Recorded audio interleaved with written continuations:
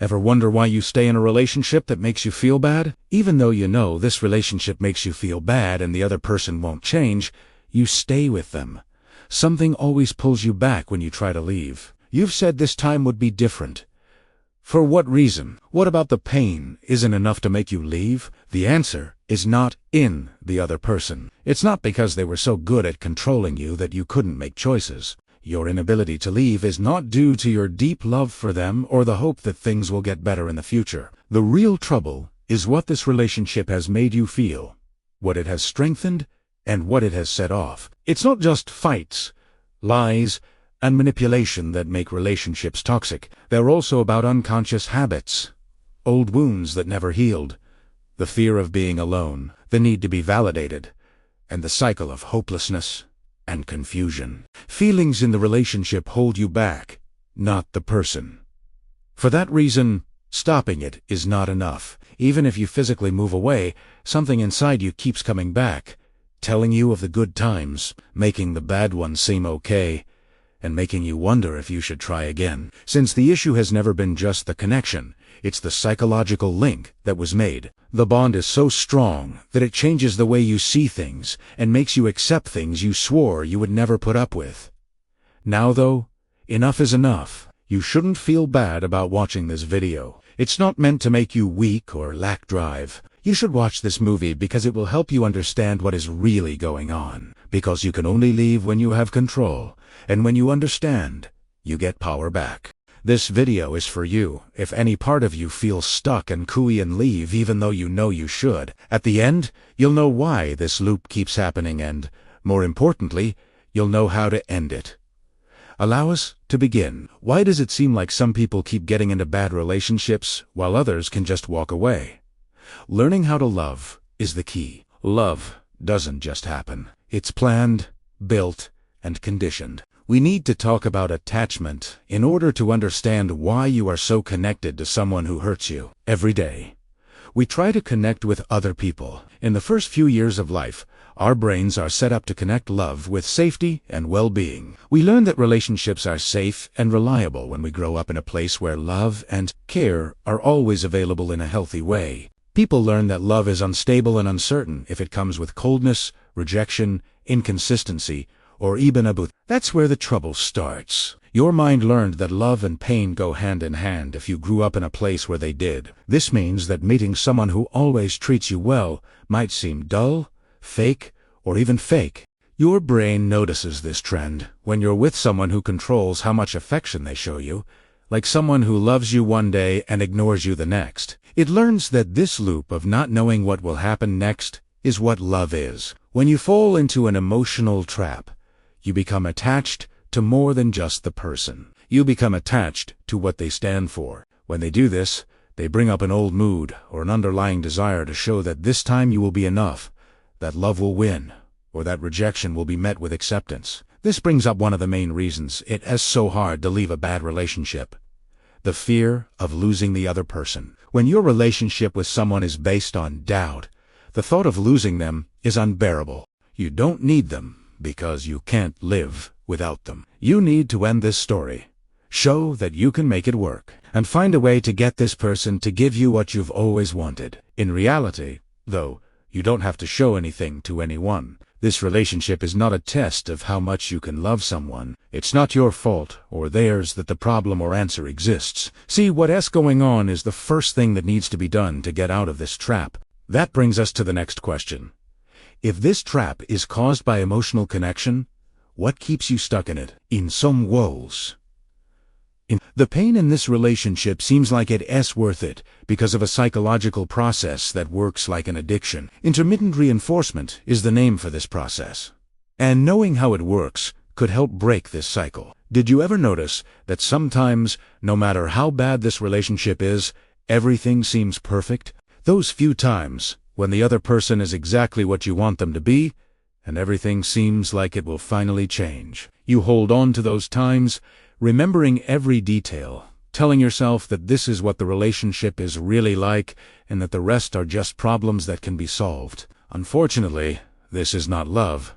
It's addiction. A strong psychological effect, known as intermittent feedback, is what keeps this addiction going strong. It was thought of by BF, the research that Skinner did on behavior and training. Skinner found that rewarding someone in a way that they didn't expect was the best way to keep them hooked on a habit. Scientists stopped giving rats food every time they pushed a lever and started giving them food sometimes, without a set routine. In the end, the rats were obsessed and kept pressing the button because they were so eager to get the next treat that they could unstop. Now, swap out the rats for people and the switch for your relationship. It still works. Being mean to the other person all the time would make it easy to leave. But they show you love in small amounts and at random, which makes you want to keep trying and always look forward to the next emotional reward. Worst of all, this system teaches you to accept less and less. At first, you may have asked for respect, cooperation, and dedication. As time goes on, though, your standard changes. You start to eat crumbs because you really want to remember the good times. You tell yourself that the other person will finally go back to being who they were at the start if you work hard enough, are patient, and change something about yourself. Unfortunately, that's the catch. It was always about power in this relationship, never love. The toxic person knew, whether they were aware of it or not, that they didn't need to love you all the time to keep you stuck. They just needed the right amount of warmth and coldness to keep you trying. It hurts so much to leave, because it's not just the end of the relationship. It's also the end of hope, and the chance that one day things will be different. It's painful to accept that, but it's important, because you won't be yourself as long as you play this game. Your focus will wander from what you earn. You will commence to question your own abilities. You will slowly learn to put up with less, expect less, and be less. A lot of the time, the other person will still tell you that you're to blame, that you're lying, or that nothing is happening. If you have ever wondered if you were crazy or if it was all in your head, then you need to understand the next idea. Projection and emotional manipulation are psychological weapons that change the way you see the world. Am I exaggerating? Am I the problem? Or maybe I'm going crazy? Are all thoughts that you may have had when someone tried to control your mind. Gaslighting is one of the worst ways to trick someone into doing something bad. When someone twists the truth about you so much that you start to doubt your own feelings, memories, or even your mind, they are gaslighting you. This is a very good way to control someone because it makes you question everything, which makes it harder to see the abuse and even harder to get away from it. This is how it works. You notice something is wrong with the relationship, like odd behavior, a conflict, or a lie, and you talk to the other person about it, but they don't take blame. Instead, they make things worse. They say you're making things worse than they are, and that you're paranoid. It becomes normal to say things like, "You always get things wrong. Wow, you're so sensitive. That never happened." And you're imagining things. Your confidence starts to waver over time. You play overtalks in your head. Try to remember details, and look for proof to back up how you feel.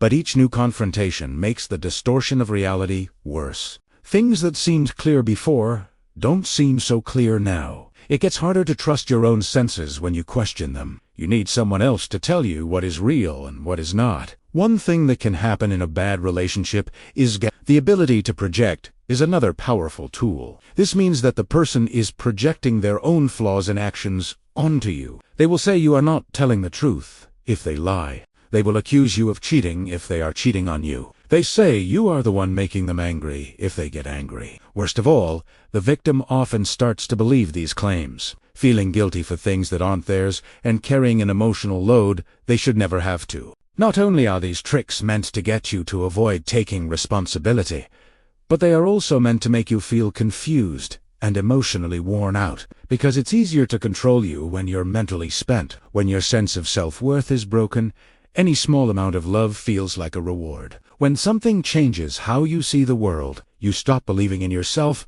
and start believing everything the other person says. Which brings us to an even deeper question. Why do you keep putting up with all of this when it is clear that this relationship is killing you? Why do you hesitate to leave so much? Fear of being alone and the belief that love can change someone are two of the strongest things that keep people stuck in bad relationships. Have you ever thought, but what if I never find another person?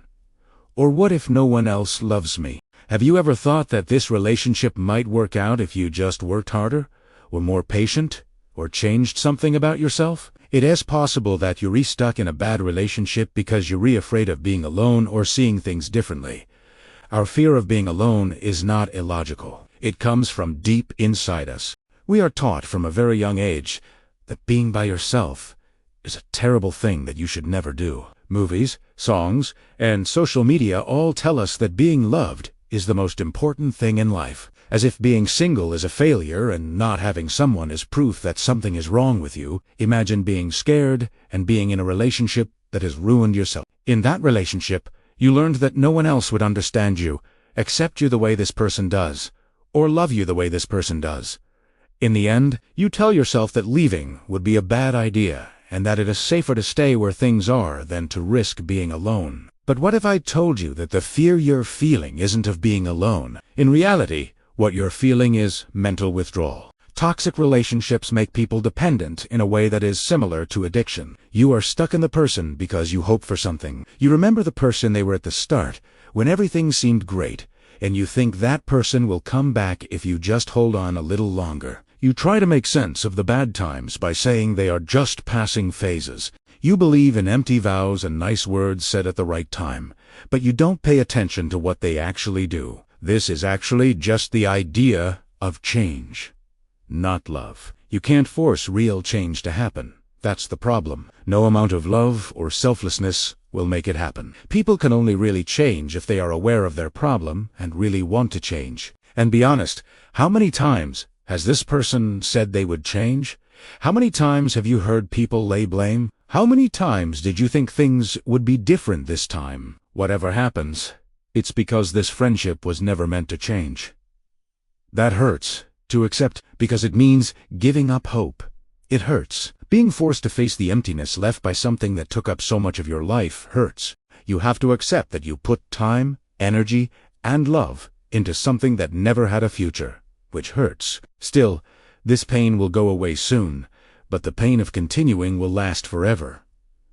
You can't just decide to walk away from a bad relationship. If that were easy, you would have already done it. To really leave, you need to end the mental connection, change your mind, and start over. We are going to talk about how to stop the cycle and begin the process of emotional detoxification right now. Do you ever notice that something inside you still hesitates, even though you know this relationship is killing you? Some people keep asking themselves, what if I'm making a mistake? Or what if I never feel something like this again? This is because it's not enough to know that leaving a bad relationship is bad for you. It's time to change the way your brain thinks about love, acceptance, and even your own identity. Really clean out your emotions is what you need to do. Yes, detox, because this relationship worked like drugs. Every little bit of love was a way to keep you stuck, and every moment of hope was a way to get hooked. Now, just like with an addiction, you need to break this loop for good to get your freedom back. Thoughts on how to complete that? Is there a way to finally break this link that seems impossible to break? The first step is the complete break with no touch. Staying in touch is not allowed if you want to really heal. That means no calls, texts, or let's stay friends. When you talk to this person again, the emotional training starts up again and pulls you back into the spiral of confusion. If this person could change, they would have already done it. You might ask, but what if he or she changes? What if he realizes what he lost? They wouldn't have put you through this if they really cared about you. In reality, they're afraid of losing power over you, not regret. You may be thinking, but I just want closure. You realize that you already have all the information you require. What you need isn't an answer, but one last reason to stay. Therefore, cut it all. Leave social media. Block them on your phone, and don't take any more crumbs. Get ready for the mental withdrawal to hit hard when you finally do these things. Step 2. Get through withdrawal without giving up. For the first few days, you'll feel empty, because your brain has been trained to look for this person to make you feel whole. So their loss may be too much to bear. That's not desire, though.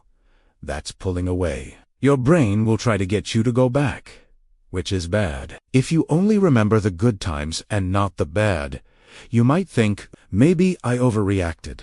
But that's just your addiction, trying to pull you back. Making a new pattern out of the old one is the best way to get through this time. Find something else to do to fill that void. Make a pattern that keeps you busy. Work out, read, and spend time with friends who make you happy. Last but not least, don't romanticize the past. You can read over this list of all the bad things this person did to you whenever you want to. Step 3.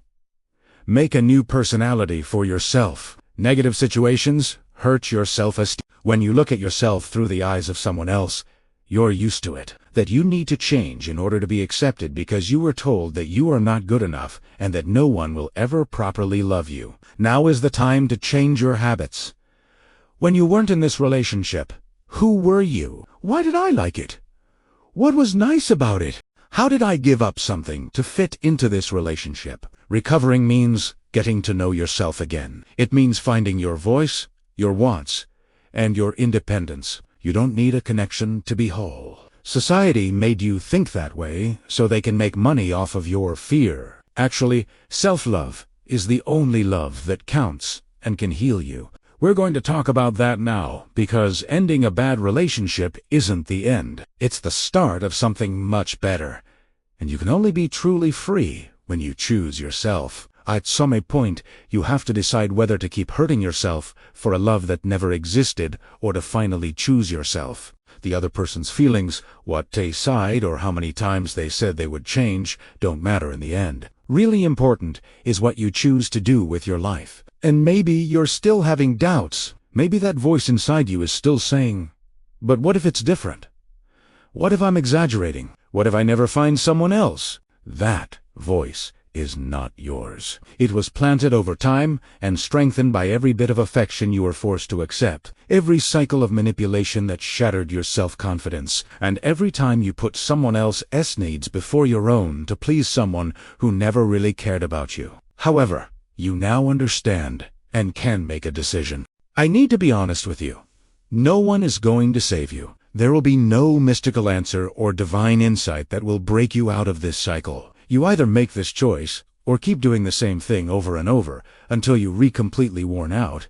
What happens to people who stay in a bad relationship? They become so emotionally worn out that they lose who they are. You lose sight of who you are, what you like, and what you need. You become less important in someone else's life, and it might be too late when you notice it.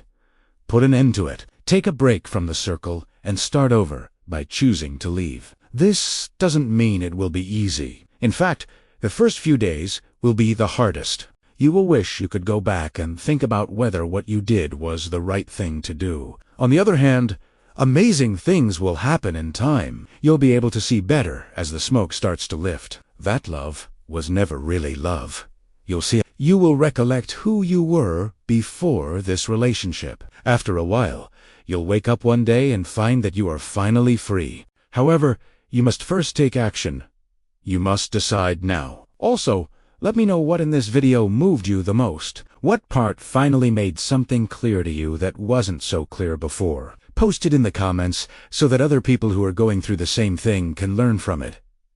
Also, don't stop watching. The next video is very important to your process. You need to see it if you manage to get this far. Seriously, you can't stop now.